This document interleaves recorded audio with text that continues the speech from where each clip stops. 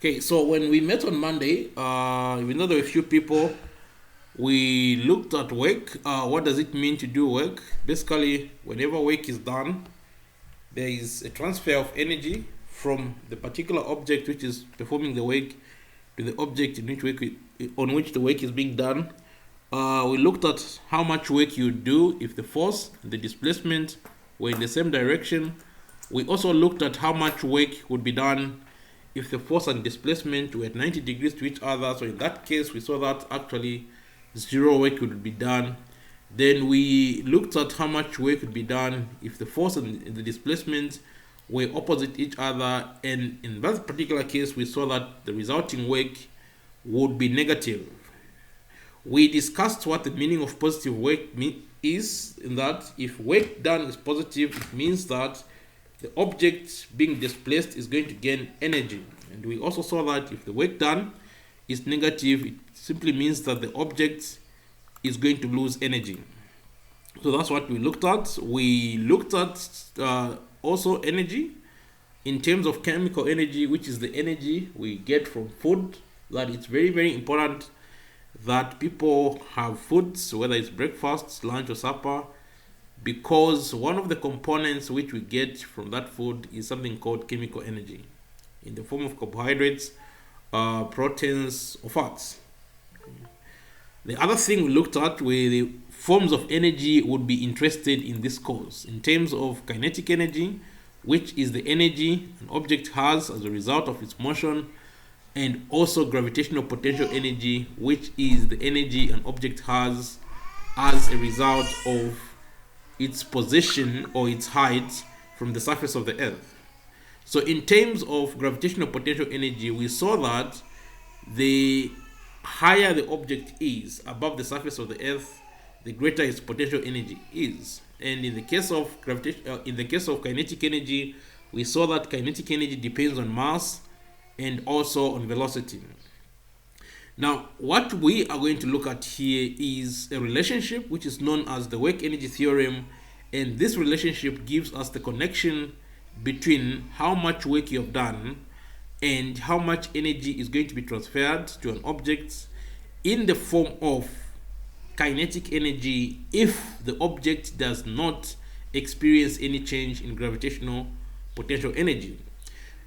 What do we mean that the object does not experience any change in gravitational potential energy? We are simply saying that the object's height is not going to change. So in this case, what we mean is that this particular object is on a flat surface, because on a flat surface, an object does not gain gravitational potential energy, and also an object does not lose gravitational potential energy. So in both cases, if there is no increase in height of the object, or if there is no decrease in height of the object, then the object does not experience a change in gravitational potential energy. So that's what we are interested in, and that is the situation in which this work energy theorem works.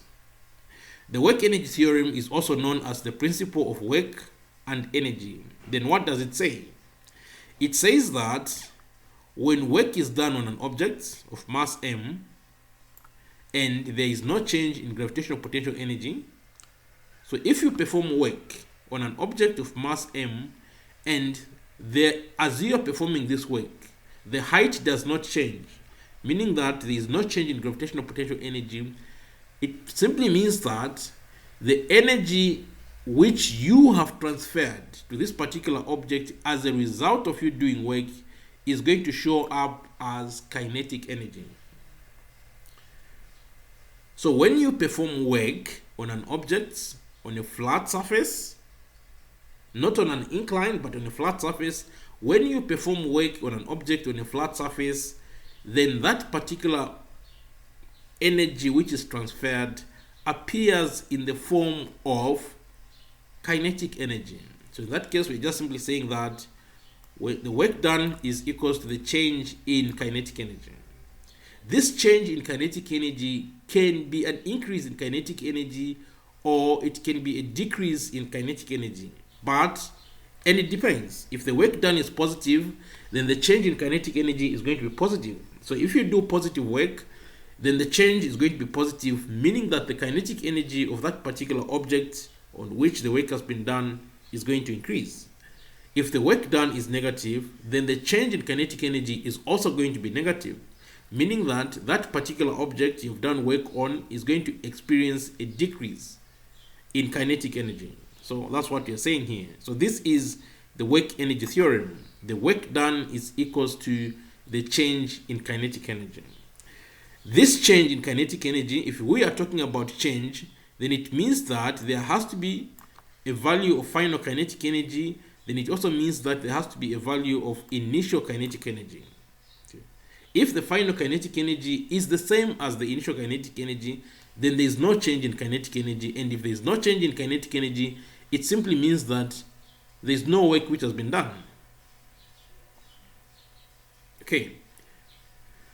So KEF, that's the final kinetic energy, KEI, the initial kinetic energy, and the final kinetic energy is based on the final velocity of the object, which is equal to half multiplied by the mass of the object times v squared, and the initial kinetic energy KEI is equal to half the mass of the object multiplied by u squared. So you've got the final kinetic energy, you've got the initial kinetic energy. If you subtract them, you end up having a change in kinetic energy. If the final kinetic energy is greater than the initial kinetic energy, then the change in kinetic energy here is going to be positive.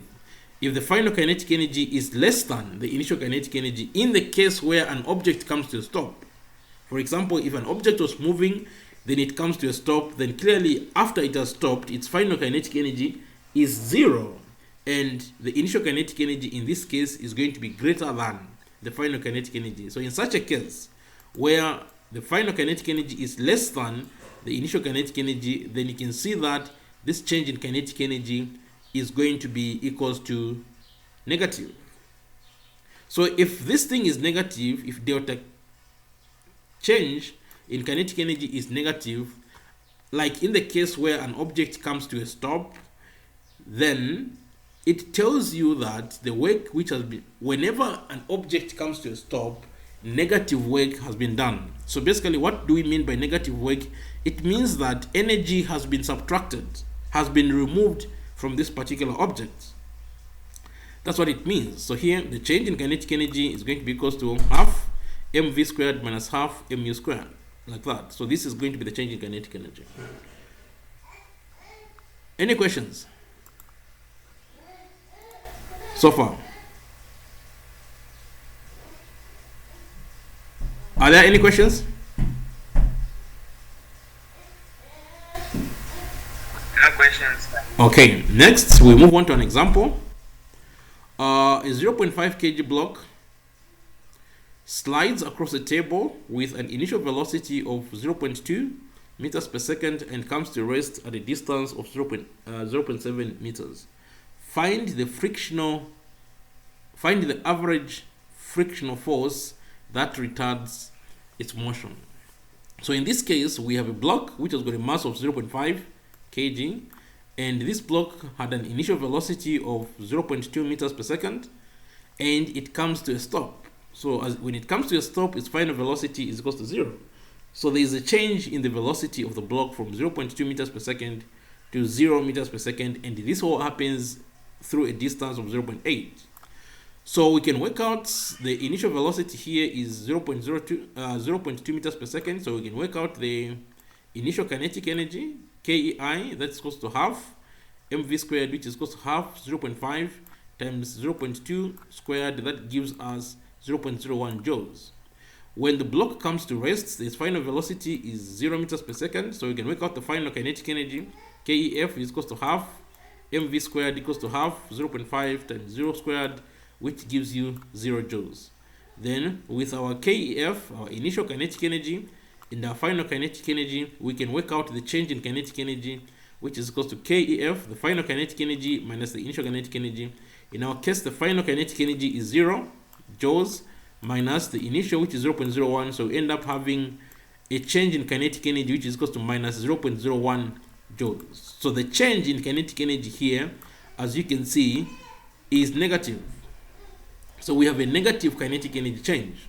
With this negative kinetic energy change, it means that this particular object, as it is coming to rest, it loses energy. But remember also that this thing is on a table. So if this thing is on a table, it's sliding across a table, this object is not gaining height and this object is not losing any height. So there is no change in the gravitational potential energy of this particular object. Since there is no change in the gravitational potential energy of this particular object, we can apply the work energy theorem, which says that the work done is equal to the change in gravitational potential energy. So in this case, since that's the case, we come to the conclusion that work done is also equals to minus 0.01 joules. So the work done is negative. Which force do we know does negative work? Well, that force is the friction force. So whenever something slides to a stop, there is a friction force which is opposing the movement of that particular object. And we know that the friction force is opposite the direction in which the object is moving. So if the object slides through a distance of 0.8 meters, this is a displacement that the friction force has to point in the opposite direction. So we can work out the work done by friction. W is equals to the friction force multiplied by the displacement multiplied by the cosine of the angle.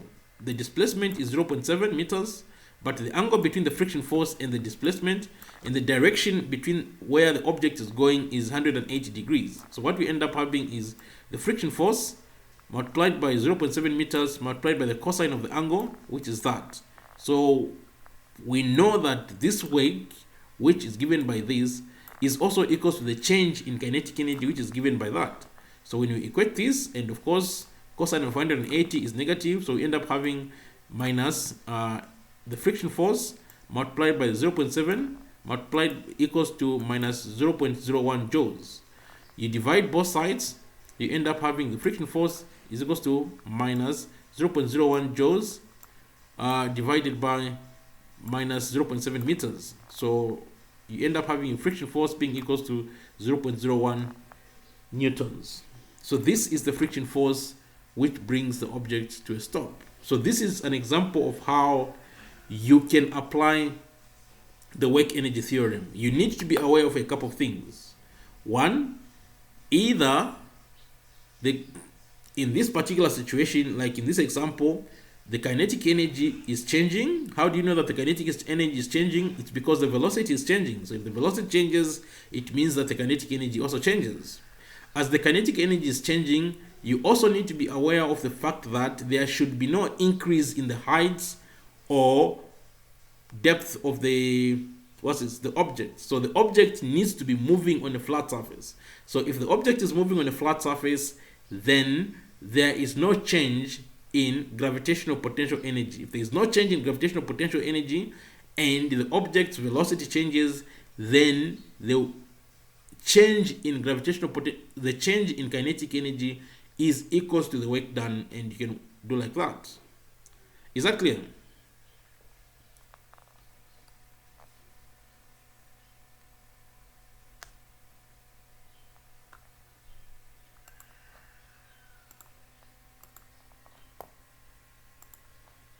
Okay. Next, we move on to question 7, example 7. The coefficient of kinetic friction between a 900 kg car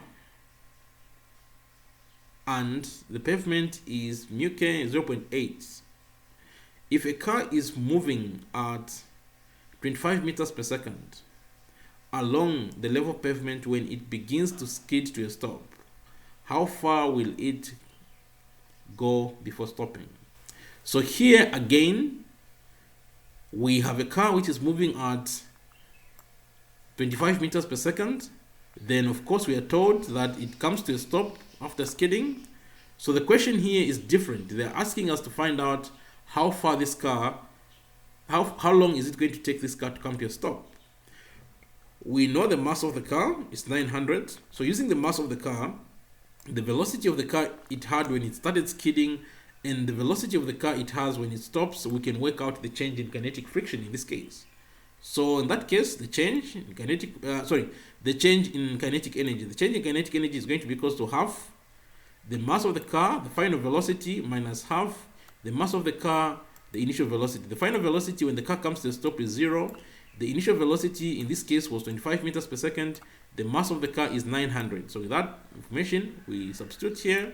the change in kinetic energy is going to be half 900 times 0 meters per second, the whole thing squared, minus 900 kgs, 25 meters per second squared, the whole thing squared. When you work out this, you get your change in kinetic energy as minus 281,250 joules. So you can see that in this case, the change in kinetic energy is negative. This means that the car lost a lot of energy as it was coming to a stop.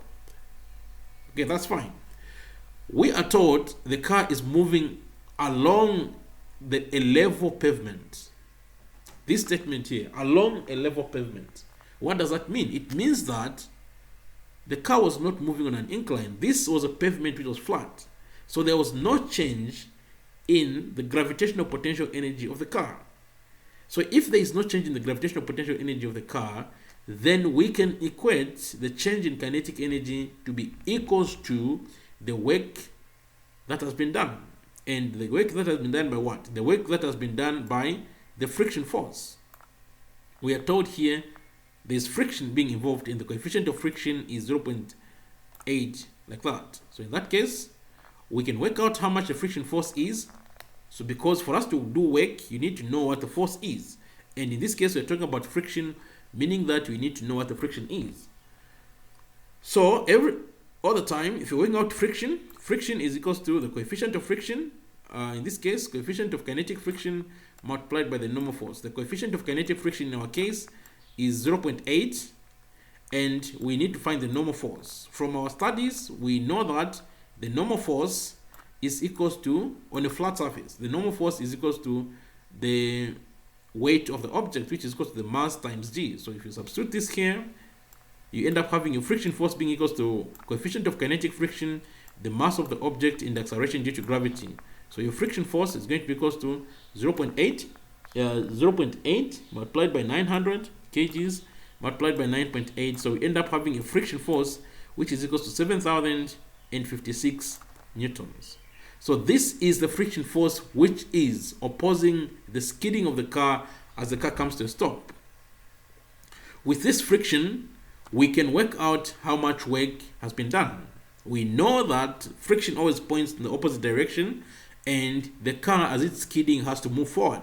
So in that case, we are looking for the stopping distance. So the work done by friction is equal to the friction force multiplied by the stopping distance multiplied by the cosine of the angle between the friction force and the displacement a's. But the angle in this case is 180 in the case of friction, because friction always points in the opposite direction. So the work done is going to be 7,056 newtons times s. This is stopping distance, that's what we're looking for, multiplied by the cosine of 180. We know this cosine of 180 is -1, so we end up having the work done being equals to minus 7,056 newtons times s, like that. So we have shown that the change in kinetic energy is this much, and they have also worked out how much work is done as this. Since the ground is level, then we can apply the work energy theorem. So the work done in this case is equal to the change in kinetic energy, and the work done is this minus 7,056 newtons times the displacement equals to minus 281,025 joules, which is this. Divide both sides, we end up remain with s is equals to minus 281,025 joules, then that divided by minus 7,056 newtons. So we end up having a displacement which is equals to 40 meters. So it's going to come to a stop. The car comes to a stop in 40 meters.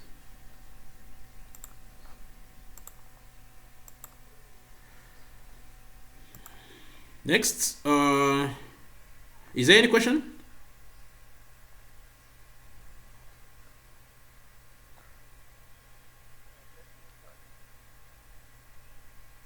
Okay, so next bits of this topic is something called the principle of conservation of energy. So with the principle of conservation of energy, what it simply says is that you can't create energy and you also can't destroy energy, but the only thing you can do is that you can convert energy from one form to another. Now in this case, and especially in this course, our interest is in two forms of energy which are which are not the only forms of energy, but in the case of what we are looking at when it comes to motion, these are the most common forms of energy. So our interest is in what happens to the kinetic energy and what happens to the gravitational potential energy. So in this case, we are saying that the sum of the kinetic energy, the change in the kinetic energy, and the change in the gravitational potential energy is always constant. So if you add how much the kinetic energy has changed, plus you add how much the gravitational potential energy has changed, you always get a constant, and usually this constant is 0. So what does this mean? It means that if an object, without you applying any force or anything, if an object gains kinetic energy, then that object gaining kinetic energy has to lose gravitational potential energy. So you gain one form of energy, you lose the other form of energy. So if an object gains kinetic energy, it has to lose kinetic energy, so that when you add how much kinetic energy has been gained and how much gravitational potential energy has been lost, you always end up with a 0. If an object loses kinetic energy, it has to gain gravitational potential energy, so that this lost kinetic energy plus the gained gravitational potential energy will always give you a 0. So basically, that's what the principle of conservation of energy means. Sometimes also there is another part you can always add to this equation, in that if there is no change in the gravitational potential energy, let's say on a flat surface, if an object is sliding, you can clearly see that the object is losing kinetic energy, but that kinetic energy on a flat surface is not showing up as gravitational potential energy because the surface is flat. So in such a case, where there is no change in gravitational potential energy, but the object loses kinetic energy, that kinetic energy appears as thermal energy or heat. So even on a flat table, this conservation of energy principle always works, and it appears as heat because heat is the end product of when your work done by friction. So as you rub your hands, you are performing work, and between your hands you're going to start feeling warm, and that is the end product of you losing kinetic energy. Okay, are we clear? Is there any question on what we mean with Yes, sir. okay, so we're going to look at I have one. a question. There's a question? Yes. Yes. On calculating the kinetic energy and the gravitational potential energy, you said that when the gravitational potential energy doesn't change, it always depends on the horizontal axis, the x-axis component. What? Does the gravitational potential energy depend on the horizontal axis? Actually, kinetic energy and gravitational potential energy, they don't depend. This is energy, so it doesn't have direction. The only thing gravitational potential energy depends on is how high you are above the earth. So maybe in that case, you could say it depends on the vertical part. It's just about how high you are above the earth. That's the gravitational potential energy. Then on the case of kinetic energy, it just depends on how fast a particular object is moving. The direction in which it's moving, we don't really care. Okay, thank you. Yes. Any other question?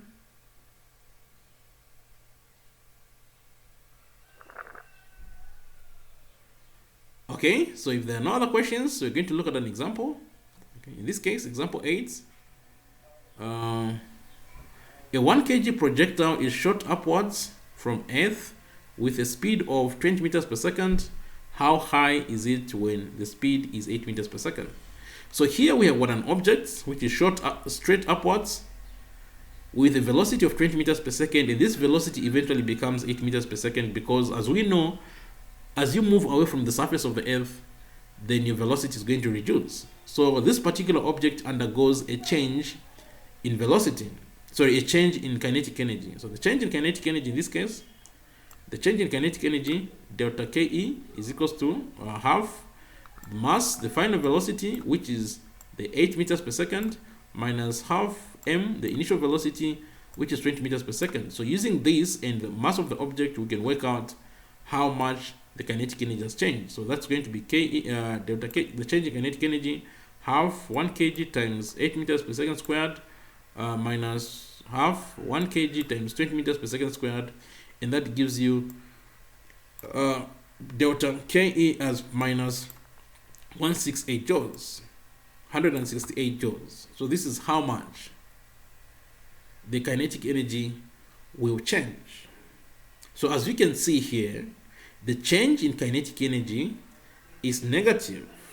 The conservation of energy says that the change in kinetic energy plus the change in gravitational potential energy is going to be a constant, and that constant is 0. So we write this expression here. The change in gravitational potential energy plus the change in kinetic energy is equals to 0. So here the change in gravitational potential energy is equals plus the change in kinetic energy, which is negative, since the object loses kinetic energy, equals to that. So we end up having the change in gravitational potential energy minus 168 joules equals to 0. So we end up having this. The change in gravitational potential energy is equals to 168. That we know that the change in gravitational potential energy, of course, is also going to be equals to this: the mass of the object, the acceleration due to gravity, and the height. So that's going to be the change in gravitational potential energy is going to be 1 kg times 9.8 meters per second squared times the height, which is this expression. But this expression is also equals to this, so which is that which you have there. So we divide both sides by this bit, so end up having h is equals to 168 joules divided by 1 kg, 9.8. So end up having a height which is equals to 17.1 meters. So this is how you would use your principle of conservation of energy if there is a change in the height. If there is a change in the height, then the kinetic energy, the change in the kinetic energy plus the change in the gravitational potential energy is always equals to 0. If there is no change in height, then if you lose your kinetic energy, then that kinetic energy is going to appear as heat. Are we clear? Any question?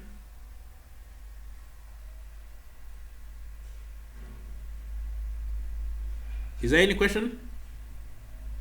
I think there was also some other example down here. Okay, no, it's fine. Okay, the next thing we want to look at is something called power. Now, power in physics, power refers to how fast you're doing work. That's what power is. Power refers to how fast you're doing work. What happens when you're doing work? Well, when you do work, what you're actually doing is you're transferring energy to an object. That's what happens when you're doing work. So, if power is how fast a person is doing work, then it simply means that power also refers to how fast energy is being transferred to an object. So, our definition of power, average power, is equal to the work done by a force divided by the amount of time taken to do the said work. So basically power, P, is equals to W, which is the work done, divided by T, the force. We know that work is equals to the force multiplied by the displacement, multiplied by the cosine of the angle between the force and the displacement, and this whole thing divided by T. So basically this, up to this point, is just a definition of work. So in this case, if you consider, and usually that's what that's basically what we consider, if you consider a force, and this force is acting in the same direction as the displacement of the object, so the force, if this force and the displacement are in the same direction, then the angle between the force and the displacement is going to be equal to 0. So when the angle becomes 0, then this cosine of 0 is just going to become 1. So you end up having power being equals to the force multiplied by the displacement, like that, divided by time. If you take out the factor out the force, like that, so what you remain with is S divided by T. Your S is the displacement divided by the time. The displacement divided by the time is what we call the average velocity. So in this case, you end up having power being equals to the force multiplied by the average velocity, which is V.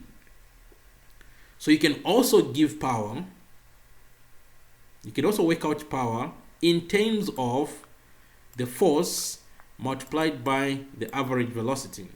So this, I think, has to be very clear.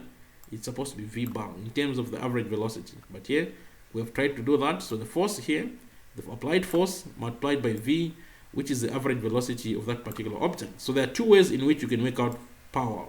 Power is equal to the work done divided by the time. So if you know the work you've done, then you divide it by the time. That's fine. But you can also work out the power in terms of the force you have applied multiplied by the average velocity of the object across that particular distance. Average velocity is just how much distance an object has covered divided by how much time it took for that particular object to cover the same distance. That's all.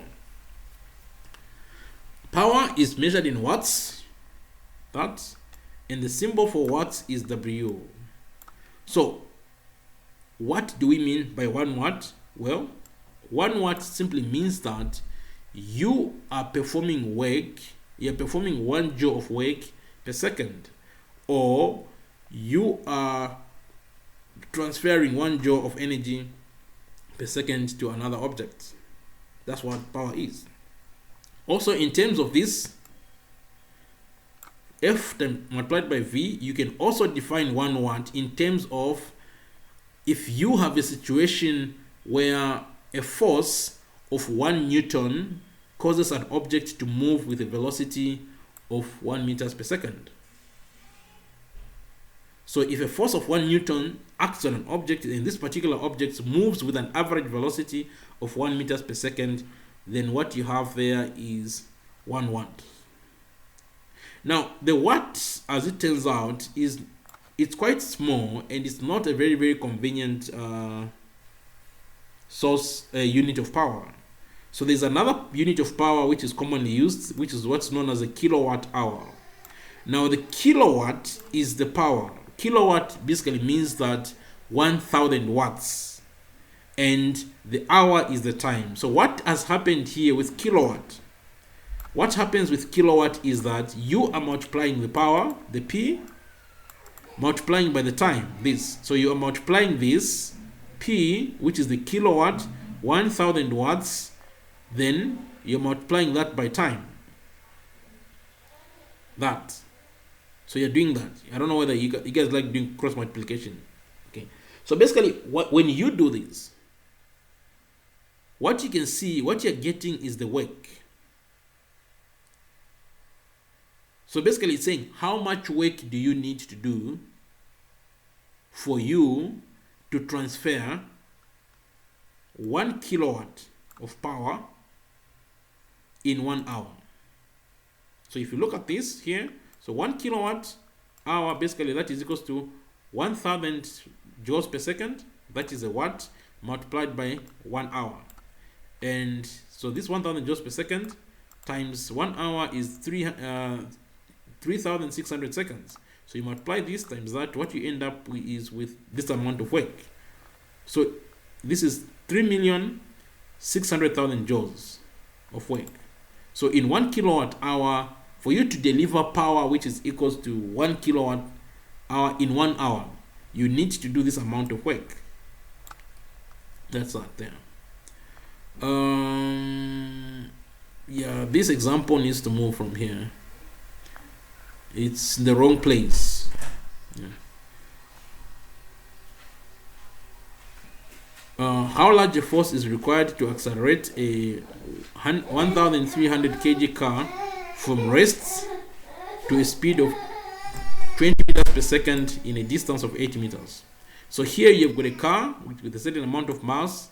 Then it starts off from rest, which here the velocity is equal to 0, up to a speed of 20 meters per second, and it does this whole thing in 8 meters. So of course, as you can see, the velocity has changed. So there's an increase in velocity, meaning that the velocity of this particular vehicle increases. So the change in kinetic energy is equals to half the mass times the final velocity minus half the mass times the initial velocity, like that. So that is how the kinetic energy is going to change. The final is 20 meters per second. The initial is 0. So when you work out this, the change in kinetic energy is equals to half 1,300 kgs times 20 meters per second squared minus half 1,300 kgs times 0, and this gives you a change in kinetic energy which is equals to 26,000 joules. Since this car, we are assuming this car is moving on a flat road, then there is no change in the kinetic energy, sorry, in the gravitational potential energy of this car. So we can equate this. Say the work done, we can conclude that the work done is equals to the change in kinetic energy, and we can proceed to work out the work to be equals to the force multiplied by the displacement times the cosine of the angle. In this case, this force, as you can see, this force F causes the speed of the car to increase from 0 to 20 meters per second. So that means that there is acceleration in this particular direction in which the car is moving. Now, if there is acceleration, we know that the resultant force is in the same direction as the acceleration. Basically, the acceleration of the car is in the same direction as the force. So we conclude that this force, which is the resultant force, which causes this car to move forward, is in the same direction as the displacement, and therefore the angle between the force and the displacement is equal to 0. That's the conclusion we make. So the work done is going to be equal to the force, then 8 meters, that's how far the car moves, multiplied by the cosine of 0, which is going to give us 1. This whole work done should be equals to the kinetic energy change, and this bit is 1, so we end up having F equals to 8 meters equals to 260 joules. We divide both sides, we end up having F is equals to 260,000 joules divided by 8 meters, and we end up having the force required to be equals to 3,025 and 3,250 newtons. So basically, this is an application of the work energy theorem. So this is a work energy theorem problem, okay, which is something which we did earlier. So this problem, next time I'll need to move it up a bit like that. Of interest to us is the power here. Calculate the average power required to raise a 150 kg drum to a height of 20 meters in a time of 60 seconds. So in this case, when you're raising a drum which is 150 kgs to a height of 20 meters, we know that this particular drum is gaining a form of energy, which is gravitational potential energy, and of course it does this thing in 60 seconds. So as you lift this drum, you are performing work. The work you are performing is what results in this drum gaining gravitational potential energy. Okay, so the weight of the drum, Fw, is equal to the mass of the drum times the acceleration due to gravity, G, mg, which is equal to this. So the drum has a mass, the mass of the drum, the weight of the drum, Fw, is equal to the mass of the drum, 150 kgs, times the acceleration due to gravity, which is that. And this gives us a weight, Fw, of 1,470 newtons. So this is the weight pointing down. We assume that when you are raising this drum in these 60 seconds, you're doing this at constant velocity. So there is no acceleration. So you are lifting, or whether you're pulling the drum, I don't know how you're doing it, but most likely you're pulling the drum using something. So if that thing is happening at constant velocity, it means that there is no acceleration. If there is no acceleration, it means that your lifting force, F, is going to be equal to the weight of the drum, and that is going to be equal to 1,450, since there is no acceleration. you lift force pointing, because the drum is going up. So you lift force points up, the weight points down, so the net force or the resultant force is F minus Fw. But because there is no acceleration, the resultant force, when you use Newton's second law of motion, you end up having F minus Fw equals to the mass of the drum times 0 acceleration. So that's what gives you this. That's how you end up with F minus F equals to Fw, which equals to this. So we have got a weight, a lift force, which is equals to we have a lift force F, which is equals to the weight of the drum, which is equals to 1,470 newtons. As you are lifting the drum up, you see that you lift the drum through a distance of 20 meters, and this distance is the same as the direction in which you're lifting the drum. So the lift force and the distance through which the drum is lifted are in the same direction. So in that case, we can work out the work. Work is equals to the force, the lift force, multiplied by the height through which you lift the drum, multiplied by the cosine of the angle between the lift force and the height, which is equals to 0. So your lift force here in this case is going to be equals to 1,470 newtons, like this, times the height through which the drum is lifted times this. This is going to give you how much work you've done, which is 29,040 joules. So this is the work you do when you lift the drum.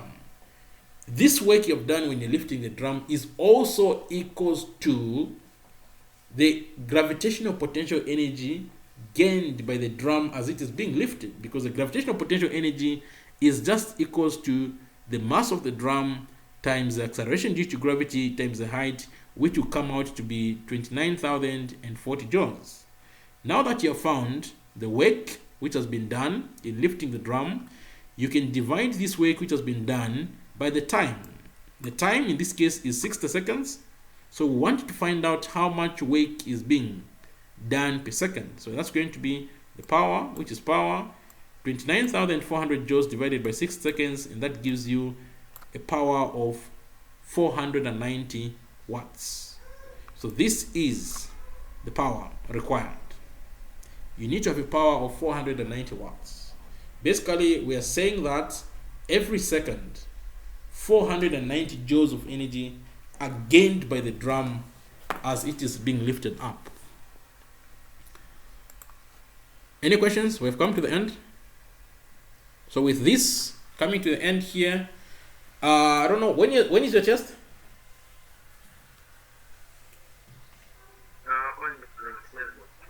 On the 27th. Okay, so you've got more than sufficient time then.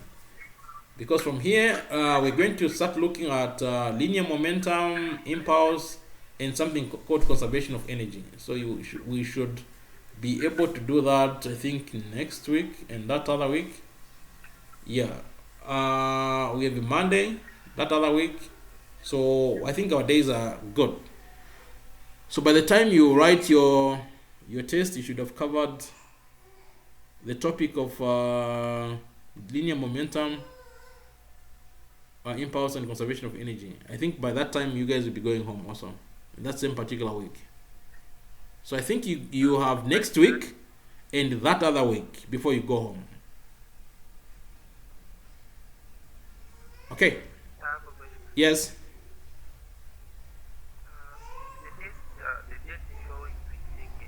The what? Is what? Second what? 22nd? Okay, okay. What? 22nd is what day? Let me see. 22nd on Saturday. Oh yeah, it looks like Saturday. Okay, fine. Any questions?